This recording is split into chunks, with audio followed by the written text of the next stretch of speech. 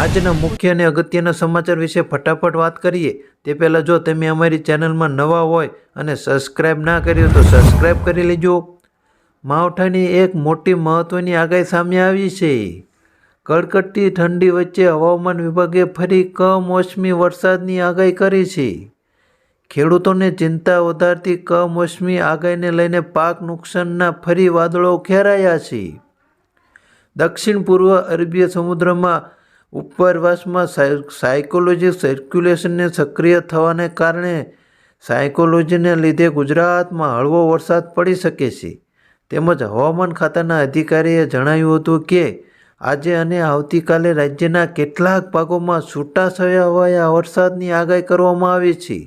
તમારા વિસ્તારમાં વાદળા છે કે માવઠું થાય તેવી શક્યતા હોય તો કોમેન્ટ કરી અને અમને જણાવી શકો છો. અમદાવાદમાં આંતરરાષ્ટ્રીય પતંગ ઉત્સવની શરૂઆત થઈ ગઈ છે. જી હા, વધુ વાત કરીએ તો આજથી આંતરરાષ્ટ્રીય પતંગ ઉત્સવનો પ્રારંભ થઈ ગયો છે. 7 થી 12 જાન્યુઆરી સુધી યોજાય છે પતંગ ઉત્સવ. પતંગ ઉત્સવમાં રાજ્યપાલ, મુખ્યપ્રધાન સહિતના નેતાઓ રહેશે હાજર. પતંગ ઉત્સવના કુલ 84 દેશોના 153 પતંગબાજો ભાગ લેશે. રાજ્યમાંથી 23 શહેરોમાંથી 856 પતંગબાજો પણ પતંગ ઉડાડશે. ચૂંટણીને લઈને મહત્વના સમાચાર સામે આવી રહ્યા છે. વાયબ્રન્ટ ગુજરાત સમિતિને લઈને વહીવટીતંત્ર દ્વારા તમામ તૈયારીઓ આખરી આપોઆપ કરી દેવામાં આવ્યો છે. તો આજે વડાપ્રધાન પણ 3 દિવસથી ગુજરાતના પ્રવાસે આવે છે. આજે સાંજે વડાપ્રધાન નરેન્દ્ર મોદી લોકસભાની ચૂંટણીની તૈયારીઓના ભાગરૂપે મુખ્યમંત્રી તેમજ પ્રદેશ પ્રમુખ તેમજ ભાજપના નેતાઓ સાથે બેઠક કરી શકે છે.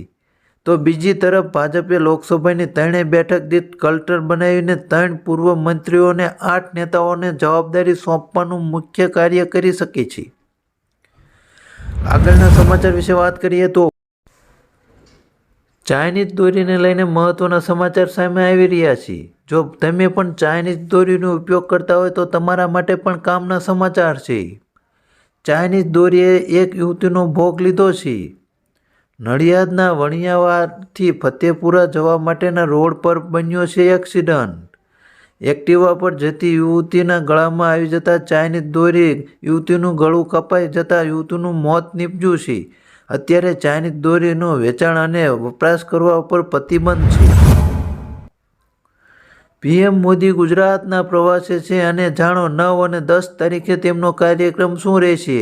લોકસભાની ચૂંટણી જેમ જેમ નજીક આવે છે તેમ તેમ પીએમ મોદીનો ગુજરાતમાં આવવાનો પ્રવાસ પણ વધી ગયો છે. હાલમાં લોકસભાની ચૂંટણીને થોડીક જ વાર છે ત્યારે પીએમ મોદી ફરી એકવાર ગુજરાતના પ્રવાસે આવી રહ્યા છે. 8 તારીખે રાત્રે 10:15 પીએમ મોદી અમદાવાદ એરપોર્ટ પર ઉતરશે. એરપોર્ટ પરથી સીધા જ રાજભવન જવા માટે રવાના થશે અને ત્યાર પછી તે બીજા દિવસે મહાત્મા મંદિરમાં મહત્વનું આયોજન કરવામાં આવ્યું છે અને ત્યાં બીજા દેશના પીએમને પણ બોલાવવામાં આવ્યા છે. તેમની સાથે મિટિંગ કરશે અને બપોર સુધી ત્યાં જ રોકાવાના છે. પીએમ મોદી હાલમાં ચૂંટણીને લઈને ગુજરાતમાં તમતોકાર મહેનત ચાલી રહી છે. આગળના અને મહત્વના સમાચાર વિશે વાત કરીએ તો કોલેજોનો માટે મોટા સમાચાર સામે આવ્યા છે. વાયબ્રન્ટ ગુજરાતના આયોજનને કારણે ગુજરાત યુનિવર્સિટીમાં ચાલતી પરીક્ષાની તારીખમાં ફેરફાર કરવામાં આવ્યો છે. બીએ, બીકોમ, બીબીએ, એમએ, એમકોમની 9 અને 10મી તારીખે યોજાનારી પરીક્ષાઓની તારીખ બદલાઈ ગઈ છે. વાયબ્રન્ટ ગુજરાત સમિતિને કારણે ટ્રાફિકની વ્યવસ્થાને ધ્યાનમાં રાખીને કરાયો મોટો નિર્ણય. 9 અને 10 તારીખે યોજાનારી પરીક્ષા હવે 17 અને 18મી જાન્યુઆરીએ યોજાશે. જેને મહત્વની નોંધ લેજો અને તમારે કોઈ કોલેજિયન હોય તો તેમને આ વિડીયો શેર કરવા વિનંતી. માવઠાની નવી એક આગાહી સામે આવી છે. ગુલાબી ઠંડી વચ્ચે ફરી એકવાર રાજ્યમાં મુસીબતનું માવઠું થશે તેવી હવામાન વિભાગે આગાહી કરી છે. જેના પગલે રાજ્યના ખેડૂતોના જીવ પડીકે બંધાયા છે. હવામાન વિભાગે આગાહી કરી છે કે તારીખ 8 અને 9 જાન્યુઆરી રાજ્યમાં અનેક વિસ્તારોમાં વરસાદ પડી શકે છે. બનાસકાંઠા, સાબરકાંઠા, અરવલ્લીમાં વરસાદની આગાહી કરાઈ. વલસાડ, નવસારી, સુરત અને દમણમાં પણ તેમજ સૌરાષ્ટ્રના ભાવનગર, અમરેલી અને ગીર સોમનાથમાં પણ હળવા વરસાદની આગાહી કરવામાં આવી છે. ગાંધીનગર અને આણંદમાં પણ હળવા વરસાદની આગાહી કરવામાં આવી છે. ડુંગળીના ભાવને લઈને મહત્વની અપડેટ આવી રહી છે. ભાવનગર માર્કેટયાર્ડમાં ડુંગળીની રેકોર્ડ આવક નોંધાઈ છે, જેના કારણે યાર્ડમાં ડુંગળીની છલમછલ થઈ ગયું છે. માત્ર એક જ રાતમાં 1.30 લાખ ગુણી ડુંગળીની આવક થતાં ચારેય તરફ માત્ર ડુંગળી જ જોવા મળી રહી છે. એક બાજુ નિકાસ મંદીને લઈને ડુંગળીનો ભાવ ખેડૂતોને પૂરતા નથી મળી રહ્યા, ત્યારે હાલમાં ડુંગળીના પ્રતિ મણના 100 થી 300 રૂપિયાના ભાવ ચાલી રહ્યા છે. ત્યારે ડુંગળીના ભરાવો થતાં હજી પણ ભાવમાં ઘટાડો થાય તેવું લાગી રહ્યું છે. આગળના અને મહત્વના સમાચાર વિશે ફટાફટ જાણીએ. લોકસભાની ચૂંટણીને લઈને મોટી અપડેટ આવી રહી છે. આગામી લોકસભા ચૂંટણીને લઈને ગુજરાત ભાજપની ગાંધીનગરમાં એક બેઠક યોજાઈ જઈ રહી છે. આ બેઠકમાં કેટલાક ખાસ લોકોને જ આમંત્રણ આપવામાં આવ્યું છે. આ બેઠક ગુજરાતના ભાજપના એક મહત્વના એટલે કે પ્રાઇવેટ જગ્યા પર યોજાવાની છે. હાલમાં તેની બેઠકની ચર્ચા વિશે કોઈ પણ કરવામાં આવી નથી. આ બેઠકમાં ભાજપના માત્ર 52 નેતાઓને જ આમંત્રણ આપવામાં આવ્યું છે અને તેમની સાથે લોકસભાની ચૂંટણીને લઈને ચર્ચા કરવામાં આવશે.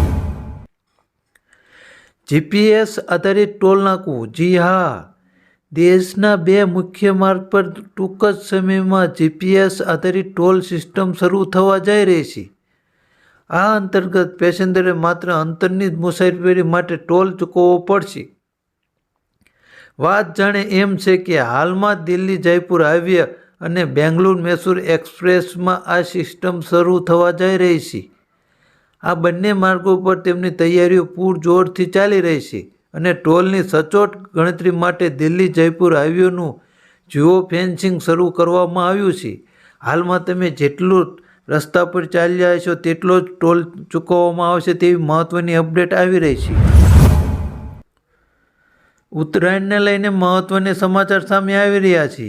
ગુજરાતવાસીઓ માટે ગમતો તહેવાર ફરી એકવાર નજીક આવી રહ્યો છે, જે એક જ માત્ર એવો તહેવાર છે જે તિથિ પ્રમાણે નહીં પરંતુ અંગ્રેજી મહિનાની તારીખ પ્રમાણે આવે છે.